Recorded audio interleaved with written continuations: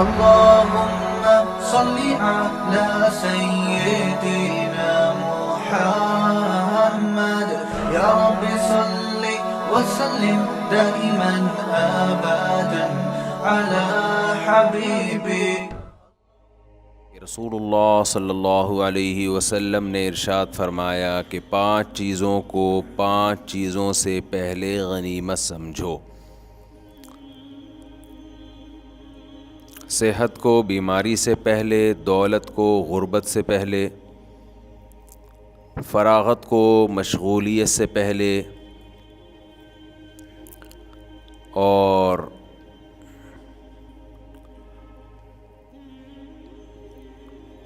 غنا کا قبل فقر، جوانی کو بڑھاپے سے پہلے، اور زندگی کو موت سے پہلے. اس پر بیان چل رہا تھا کہ غنیمت سمجھنے کا مطلب یہ ہے کہ وقت کی قدر کرو، وقت کو ضائع مت کرو. اس پر پھر میں نے کچھ مثالیں دی تھیں کہ وقت کو ضائع کرنا کہتے کس کو ہیں. اگر آپ کا ہدف الگ ہے، دوسرے آدمی کا ہدف الگ ہے، 2 آدمیوں کی منزل الگ الگ ہے، تو ہو سکتا ہے آپ جس کام میں مشغول ہوں، دوسرا اس مشغولیت کو وقت کا ضیاع سمجھے، اور وہ جس کام میں مشغول ہے آپ اس کی مشغولیت کو وقت کا ضیاع سمجھیں. مختصر مثال دے کے آگے چلتا ہوں تاکہ وہ ربط ہو جائے نا اس سے. ایک آدمی کی منزل ہے کوئٹہ، ایک آدمی کی منزل ہے پشاور یا لاہور. دونوں چل رہے ہیں، تو چلنا ایک عمل ہے یا نہیں ہے؟ دونوں میں سے کوئی بھی فارغ نہیں بیٹھا، چل رہے ہیں، چلنے کا عمل ہو رہا ہے. لیکن ایک کے چلنے کا عمل، جس نے کوئٹہ جانا ہے، رخ اس کا پشاور کی طرف ہے اور سپیڈ بہت تیز ہے. تو آپ بتاؤ، محنت تو یہ زیادہ کر رہا ہے جو تیز چل رہا ہے، لیکن ہدف اس کا کوئٹہ ہے، جا کدھر کو رہا ہے؟ پشاور. اور جس کا ہدف پشاور ہے وہ آہستہ آہستہ چل رہا ہے، لیکن چل پشاور ہی کی طرف رہا ہے. دونوں کے عمل کو دیکھ کے لگے گا کہ پہلا والا زیادہ محنتی ہے، ہارڈ ورکنگ پہلے والے نے زیادہ کی ہے. لیکن عقل مند کہے گا کہ جتنی زیادہ محنت کرے گا اتنی زیادہ ٹائم ویسٹنگ، کیونکہ منزل سے اتنا زیادہ دور ہو رہا ہے. اور یہ جو سلولی چل رہا ہے پشاور کی طرف، محنت زیادہ نہیں ہے، بلکہ ہو سکتا ہے درمیان میں کچھ ٹائم بھی ضائع کرتا ہو. چائے پینے کے لیے 5 منٹ کافی تھے، رکنے کے لیے 15 منٹ بیٹھ جاتا ہو. لیکن منزل اس کی صحیح ہے تو یہ ٹائم اتنا ضائع نہیں کر رہا جتنا وہ ضائع کر رہا ہے.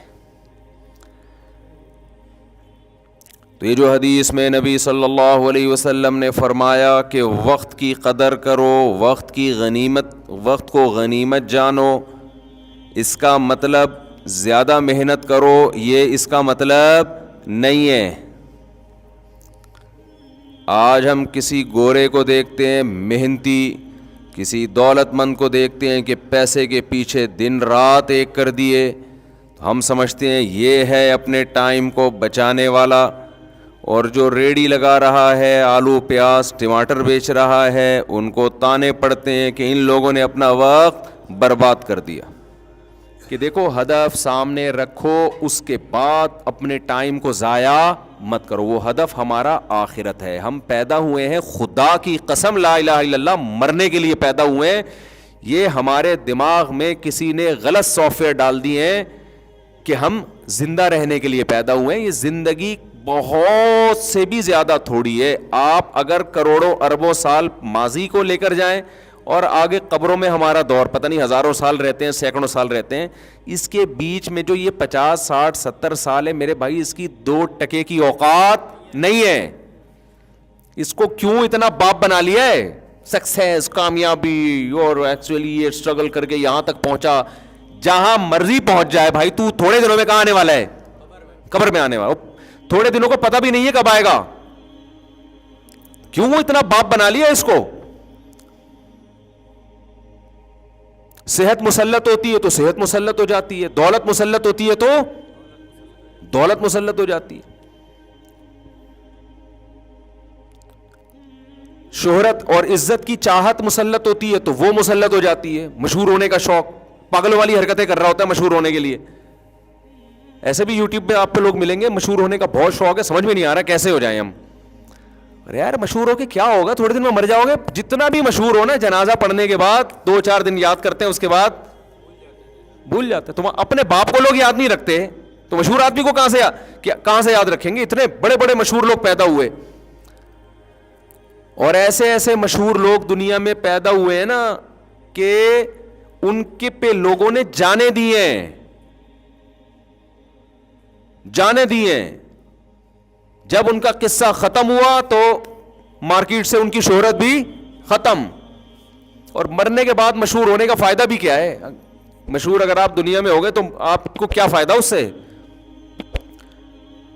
فرعون اتنا مشہور آدمی ہے نا، یہودی بھی جانتے ہیں، عیسائی بھی جانتے ہیں، مسلمان بھی جانتے ہیں. یہ 3 قومیں تو بہت اچھی طرح سے جانتی ہیں. باقی ہندو بھی جانتے ہیں ہم سے سن کے، سکھ بھی جانتے ہیں ہم سے سن کے. میرا خیال ہے دنیا میں 4-5 آدمیوں کے علاوہ سب جانتے ہیں فرعون کو. تو کیا ہوا بھائی؟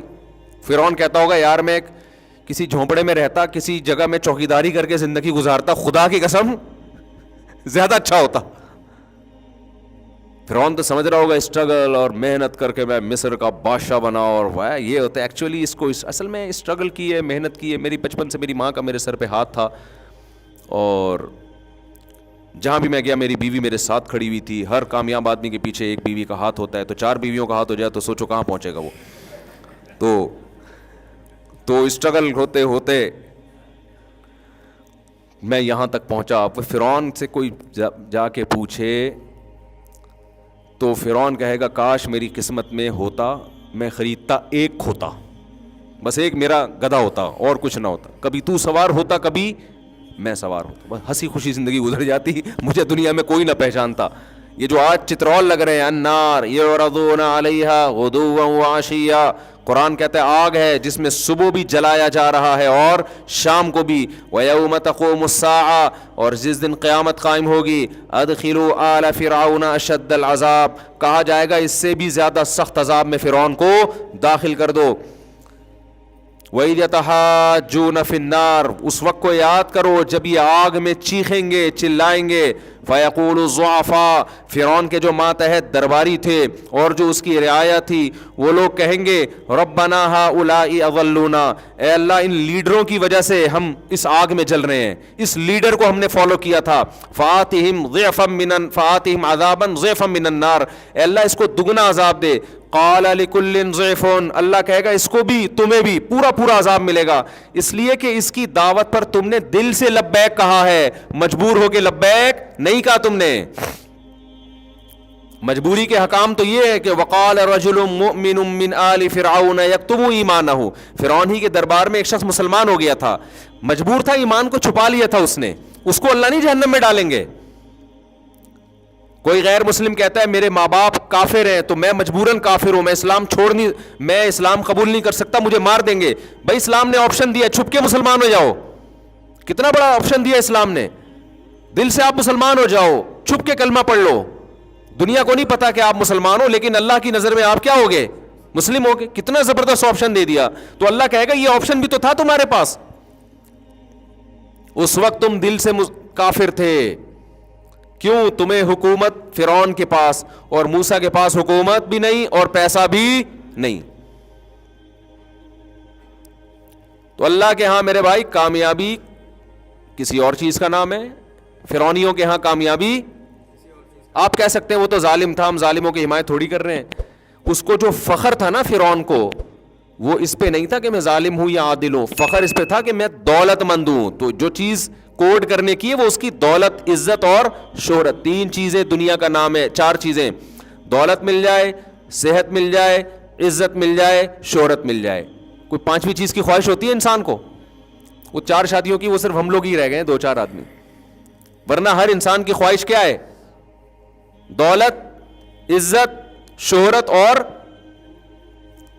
صحت.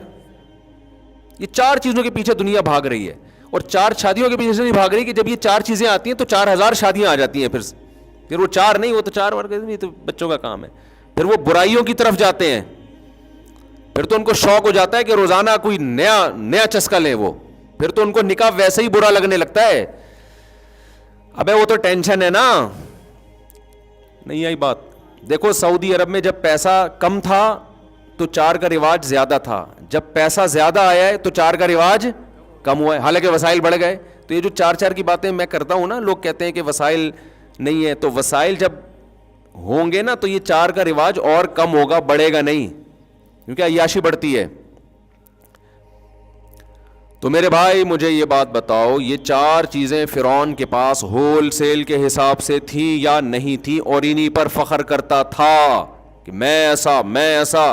اور موسیٰ کے پاس صرف صحت تھی, باقی 3 چیزیں نہیں تھیں. اور ایوب علیہ السلام کے پاس صحت بھی نہیں تھی, ساری زندگی بیماریوں میں گزری. پیغمبروں کو اللہ اچھی صحت اس لیے دیتے ہیں تاکہ دعوت اور تبلیغ علی وجہ الکمال کر سکیں, اس لیے سارے پیغمبر صحت مند ہوتے ہیں. ایوب علیہ السلام کو ایک عام اصول سے ہٹایا گیا کیونکہ ان کی آزمائش یہ دی گئی, اور اس میں ہمارے لیے عبرت تھا کہ کل کوئی بیماریوں میں زندگی گزارتا ہے تو اس میں صبر کرے. کس کی سیرت دیکھ کر؟ ایوب علیہ السلام کی سیرت دیکھ کر. ورنہ پیغمبروں کی صحتیں اللہ بہت اچھی رکھتے ہیں, زبردست رکھتے ہیں.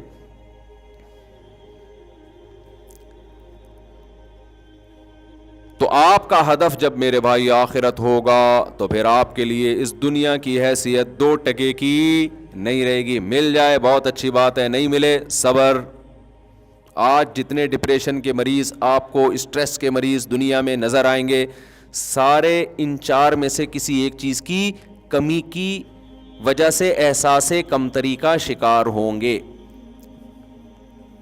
ہائے یہ اس کے ساتھ یہ ہو گیا, ہائے مجھے پاس تو کچھ بھی نہیں ہے, ہائے میرے پاس تو کچھ بھی نہیں ہے, ہائے میرے پاس تو کچھ بھی نہیں ہے, ہائے میں تو غریب ہوں, ہائے میں تو بی سے بغیرت ہوں, ہائے میں تو فلانا ہوں, ہائے میں تو یوں. یہ ٹینشن ہوتے ہوتے اس کے دماغ کو کیا کر دیتی ہے؟ خراب. مسلمان کی خوشی دولت میں نہیں ہے, مسلمان کی خوشی دنیا کو مسافر خانہ سمجھنے میں. ٹرین میں جا رہے ہیں, چھکا چھک چیزیں آ رہی ہیں نا.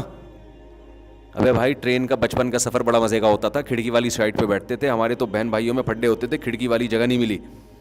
جو بیٹھ جاتا تھا اس کو اٹھانے میں کئی گھنٹے لگتے تھے, اس کو گھسیٹتے تھے ہم, اٹھ بھائی میں بیٹھوں گا. تو اس میں کیا ہے, سفر میں انجوائے کرتا ہے نا آدمی. آج یہ آ رہا ہے, پھر وہ دریا آ رہا ہے, پھر ڈگڈم ڈبڈم, وہ جو نہیں پل پہ سے گزرتی اس کا الگ. مٹی کے گھر آ رہے ہیں, گائے بھینسیں دم ہلاتی آ رہی ہیں, پھر شہروں میں داخل. تو یہ بڑا ایک کیا ہوتا ہے, اس سے سفر کو بس اتنا ہی انجوائے کر سکتا ہے آدمی. اس سے زیادہ سفر کو لفٹ کرائیں گے تو ٹینشن بڑھے گی. آپ نے مزید لفٹ کرایا کہ کھڑکی اتنی اچھی, سیٹ اتنی اچھی, تو میں یہیں بیٹھوں گا, کیا یہ مجھ سے چھوٹ جائے گی؟ یہ ٹینشن ہے بھائی, یہ بھی ٹینشن. وہ دیکھو اس والے ڈبے میں, وہ بوگی میں وہ برگر کھا رہا ہے اور ہمیں ابھی تک برگر نہیں ملا. وہ بھائی منزل کا سوچ کے, ہم تو چونکہ نانی کے گھر جاتے تھے نا, کراچی سے ہم جون جولائی کی چھٹیوں میں نانی کے گھر جاتے تھے سرگودا. ہمیں خوشی اس کی نہیں ہوتی تھی کہ یہ والی, اس کی بھی ہوتی تھی, اتنی زیادہ نہیں. زیادہ خوشی اس کی ہوتی تھی کہاں پہنچنے والے ہیں, نانی کے گھر. کھلا کھائیں گے تے ننگا نہائیں گے. ننیال میں انسان بگڑتا ہے, ددیال میں سنورتا ہے. رپورٹ ہے یہ. ددیال والے تھوڑا سا وکھری ٹائپ کے ہوتے ہیں, ان کی تربیت کی فکر زیادہ کرتے ہیں, اور ننیال میں ممتا زیادہ ہوتی ہے نا, وہ کھلانے کو زیادہ فوکس کرتے ہیں. تو بچپن میں مشہور تھا کہ بچہ ددیال میں سدھرتا ہے, ننیال میں بگڑتا ہے. تو ہم جو ہے سال کے 10 مہینے سدھرنے کے لیے رکھے ہوئے تھے, ابا نے ہمارے 2 مہینے بگڑنے کے لیے, کہ یہ بھی آپشن ہونا چاہیے نا, کھاؤ پیو. تو وہاں جا کے پھر ہم کھاتے پیتے تھے. اور پہلے زمانے میں لوگوں کے دل بڑے تھے, نانی کے ہاں بچے آگے ٹھہر جائیں تو ماموں کو اعتراض خالاؤں اور ماموں کا اعتراض نہیں ہوتا تھا. اب چونکہ 2 بچے ہی اچھے, اپنے تیسرا بچہ جو لانے کے لیے تیار نہیں ہے, وہ اپنے بھانجے بھتیجوں کو 2 مہینے کے لیے اسٹے کرنے دے گا؟ یہ فیملی پلاننگ والوں نے دل کیا کر دیے ہیں, کنجوس بنا دیے, چھوٹے دل. جو تو اپنے تیسرے بچے کو اس لیے نہیں لا رہا کہ خرچہ ہوگا, وہ بھانجے بھتیجے یا کسی بیوہ سے شادی کر کے اس کے یتیم کو پالے. یہ سب چیزیں مارکیٹ سے شارٹ. یہ جو اس کی اخلاقی برائیاں ہیں جو سوسائٹی میں آ رہی ہیں. ہم تو 2 مہینے جا کے ایسے رہتے تھے, صبح نہ ایسے ہول سیل کا ناشتہ بنتا تھا. اور یہ جب جون جولائی کی چھٹی, اگر کوئی شادی بیاہ ہو گئی پھر 4 مہینے پہلے جا کے پڑ جائیں گے. ٹھیک ہے نا, اس کا اپنا مزہ ہے بھائی. لوگوں کی آمدنیں کم تھیں, دل اتنے بڑے بڑے. اب تو ٹائم ہی نہیں ہے کسی کے پاس. تو خیر, تو ہمیں منزل کی خوشی ہوتی تھی.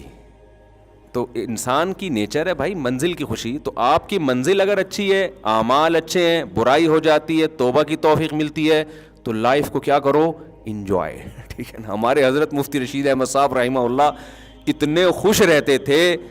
دیکھو بڑھاپے میں تو انسان کی ٹینشن بڑھ جاتی ہے کہ اب یار اب تو میں دنیا سے چلا جاؤں گا, اب تو یہ ہائے میرے بچوں کا کیا ہوگا, ہائے میرے. ہمارے حضرت کا جیسے جیسے عمر بڑھ رہی تھی ہم دیکھتے تھے حضرت کے چہرے پہ خوشی کے آثار کم ہونے کے بجائے بڑھ رہے ہیں. اور اس کی خوشی کی وجہ سے صحت اور اچھی ہوتی چلی جاتی تھی. اس کی وجہ سے صحت کیا ہوتی تھی, اور اچھی. ڈاکٹروں کو قریب نہیں آنے دیتے تھے, بس ان کو یہ پتہ نہیں کیا مسئلہ تھا حضرت کے ساتھ. حضرت کہتے تھے میری عمر ہو گئی ہے 78 سال, میں اگر بیمار ہو جاؤں تو مجھے آرام سے مرنے دو گھر کے اندر, ہسپتالوں میں مجھے لے کر مت جاؤ. اس میں حضرت یہ کہتے تھے کہ اگر کوئی, حضرت کی ایک اپنا نظریہ تھا, میں یہ نہیں کہہ رہا کہ میں اس نظریے سے متفق ہوں, ڈاکٹر لوگ پریشان ٹینشن میں آ جائیں گے, بولے ہمارے خلاف باتیں کر رہے ہیں, تو میں حضرت کی بات نقل کر رہا ہوں. حضرت کہتے تھے کہ حضرت ساری زندگی ڈاکٹروں سے دور رہے, کمال کی بات یہ, اور ایسے سلم اسمارٹ تھے, اتنا اونچا قد تھا, اور ایسا چہرے پہ بڑھاپے کے آثار نظر نہیں آتے تھے. 78 ایئر میں بھی فٹ فاٹ بالکل, کوئی شوگر نہیں, بلڈ پریشر نہیں, ساری زندگی ڈاکٹروں سے دور رہے. میں ڈاکٹروں کے خلاف نہیں ہوں بھائی, ہم بھی ڈاکٹر ہیں, ہمارے کل آج فجر میں اتنی اچھی گپ شپ ہوئی ڈاکٹر صاحب سے. تو میں حضرت کا ایک کانسیپٹ آپ کے سامنے پہ, ان کا یہ نظریہ تھا کہ تمام دوائیں بچوں کی پہنچ سے تو دور رکھو, تمام بچے بھی ڈاکٹروں کی پہنچ سے. لیکن میں آپ کو بتاؤں, بچہ بیمار ہو تو چائلڈ اسپیشلسٹ کے پاس لے جائے گا, زیادہ فنٹر بننے کی کوشش نہ کریں. ہر آدمی کے حالات ایک جیسے نہیں ہوتے. تو حضرت کا یہ تھا ساری زندگی ڈاکٹروں سے دور. تو حضرت کی وصیت تھی میں جتنا بھی بیمار ہو جاؤں مجھے ہسپتال لے جانے کی اجازت نہیں ہے. یہاں تک تھا کہ اگر کوئی ایمرجنسی میں خدا نخواستہ کوئی دہشت گرد نے حملہ کیا, زخمی ہو جائے, پھر تو ایک الگ بات ہے, لیکن بیمار ہو جاؤں تو مجھے لے جانے کی اجازت, یہ وصیت. اور حضرت کہتے تھے کہ اتنا سا پلو اگر چکی میں آ گیا نا تو کیا بچ جاؤ گے آپ. کہو بھائی اتنا سا پلو آیا ہے, وہ اتنا سا اکائی ہوتی ہے, اس کے بعد وہ آپ کی قمیض کو کھینچتا ہے, پھر پورا آپ کو آہستہ آہستہ کھینچ کے کیما بنا کے نکال دیتا ہے. فرماتے تھے جو ڈاکٹر کے پاس چلا گیا تو پوری زندگی اب وہ ڈاکٹروں کا بولو اب نہیں تھی. وہ کہتے تھے آپ گئے کہ مجھے یوں ہے تو وہ دوا دے گا تو وہ ٹھیک ہو جائے گا, اس کے بعد کچھ اور تھوڑے دنوں میں شروع, پھر وہ ٹھیک کرنے کے لیے گئے تو وہ ٹھیک ہوگا, پھر کوئی تیسری چیز شروع. تو ایسے ہوتے ہوتے تو وہ اپنی صحت کا ان کی مینٹین ایسی رکھی ہوئی تھی, بیمار ہوتے ہی نہیں تھے. ہو گئے تو ہومیوپیتھک کے کبھی 2-4 ڈراپ لے لیے یا کوئی حکیم کی ہلکی پھلکی دوا کھا لی, اس کے علاوہ نہیں. تو خیر, لیکن آپ جائیں, آپ فنٹر بننے کی کوشش نہ کریں, تو کوئی صحیح ڈاکٹر ہو کوئی. تو میں یہ عرض کر رہا تھا میرے بھائی, ہدف کو متعین کرو. ہمارا ہدف دنیا نہیں ہے, ہمارا ہدف آخرت ہے. پھر اللہ کی قسم اس کا سب سے پہلا فائدہ کیا ہوگا, آپ کو اللہ زندگی کی خوشیاں دے گا. ہمارے حضرت کو جیسے تھا نا بڑھاپے میں کہتے بس جانے والے ہیں دنیا سے, تو کسی نے کہا حضرت اتنے بیمار ہو گئے تو مر جائیں گے ہاسپٹل. فرمایا تو مر جائیں گے تو 78 میں بھی نہیں مرے تو پھر کب مرے بھائی, اب ننیال آ جائے جلدی, کیا خیال ہے. کہتے اب, لیکن یہ بڑوں کے سوچنے کی چیز ہے, آپ کے سوچنے کی چیز یہ نہیں. آپ نا اپنے نانا کو جا کے بول دیں کہ نانا اب آپ 80-85 کے ہو گئے, اب ایسا نہیں ہے. ہمیں یہ حکم ہے کہ بھائی ابھی تو اب نانا آپ نے دیکھا کیا ہے, 85 کیا ہوتا ہے. بڑوں کے سامنے ان کے ادب کا تقاضا یہ کہ آپ ان کو بچانے کی پوری کوشش کریں. ہمارے ایک جاننے والے تھے, انہوں نے ہمارے نانا سے یہ الفاظ جا کے کہہ دیے, ان کی عمر تھی 90-95 سال ماشاء اللہ. تو ان کو جا کے کہہ دیا کہ ہم نے سنا ہے کہ اس عمر سے پناہ مانگی گئی ہے. ابے ہم نے کہا ان کے سامنے بتانے کی چیز تھوڑی ہے یہ, پناہ بھی نہیں, اور پناہ بھی اس صورت میں مانگی گئی ہے کہ انسان طویل عرصے بوجھ بنا رہے زندگی کے. وہ تو ماشاءاللہ چلتے پھرتے تراویح پڑھتے تھے مسجد میں جا کے. تو یہ بعض لوگ کہاں کی بات اٹھا کے کدھر فٹ کر دیتے ہیں. تو ہمیں حکم یہی ہے کہ جس کی عمر جتنی زیادہ ہو جائے وہ ہمارے گھر میں اللہ کی اتنی بڑی رحمت, تو ہم تو بچانے کی کوشش کریں, کیونکہ حدیث میں آتا ہے انکم ترزقون بضعفائکم, تمہیں تمہارے ضعیفوں کی وجہ سے رزق دیا جاتا ہے. گھر میں بوڑھے کا وجود اللہ کی برکت نازل ہونے کا سب سے بڑا ذریعہ ہے, اس کی خدمت, اس کا وجود ہی آپ کے رزق میں برکت کا ذریعہ ہے. تو لیکن خود انسان ہر وقت جانے کے لیے تیار ہے. تو پھر وہ ہم اگلے ہفتے پھر اسی ٹاپک کو لے کے چلیں گے. کیا کریں, ہمارا بیان ہے ویسے ہی چل رہا ہوتا ہے, ٹاپک مکمل ہی نہیں ہوتا, تو اور اس کو چلا دیں گے, کوئی اتنا بڑا مسئلہ نہیں ہے. مر جائیں گے نا بیان کے دوران, زیادہ سے زیادہ یہ ہوگا نا کہ آپ کا ٹاپک کمپلیٹ نہیں ہوا اور آپ کی عمر مکمل ہو گئی, ادھورا ٹاپک لے کے قبر میں گئے آپ. تو یہی زیادہ ہوگا نا. آپ کہتے ہیں بھائی ہو سکتا ہے مفتی صاحب ٹاپک کو 20 سال میں ختم کریں, 30 سال میں, تو ختم ہی نہیں ہو رہا. تو کوئی بات نہیں یار, اسی ادھورے کو لے کے چلے جانا. جو مین میسج ہے وہ تو سمجھ میں آ رہا ہے کہ نہیں آ رہا. تو دنیا دل لگانے کی جگہ نہیں ہے بھائی, اصل کیا ہے آخرت. تو کامیابی کا آپ یہاں فیصلہ نہیں کر سکتے کہ دولت دیکھ کے یہ کامیاب اور عزت دیکھ کے کامیاب. اور بھائی اگر یہ عزت آخرت میں کام آئے گی تو پھر تو ٹھیک ہے, نہیں کام آئے گی تو فرعون کہے گا کاش میں چوکیدار ہوتا, کاش میں جھونپڑے میں رہ کے ہنسی خوشی زندگی گزار کے چلا جاتا, کاش میری قسمت میں ہوتا میں خریدتا ایک کھوتا, کبھی تو سوار ہوتا کبھی میں سوار ہوتا, بس اتنا ہی ہوتا, اس سے زیادہ کچھ بھی نہ ہوتا. تو یہ ہماری بھی کہیں چاہت نہ ہو جائے. آخرت کو فوکس کرو. اللہ ہمیں سمجھنے کی, عمل کی توفیق عطا فرمائے. مفتی طارق مسعود صاحب کے بیانات سننے کے لیے youtube.com/مفتی طارق مسعود کو سبسکرائب کریں, اور اگر آپ لائیو ویڈیو کو کبھی بھی مس نہیں کرنا چاہتے ہیں تو سبسکرائب کرنے کے بعد بیل آئیکن پہ کلک کرنا مت بھولیں. جزاک اللہ.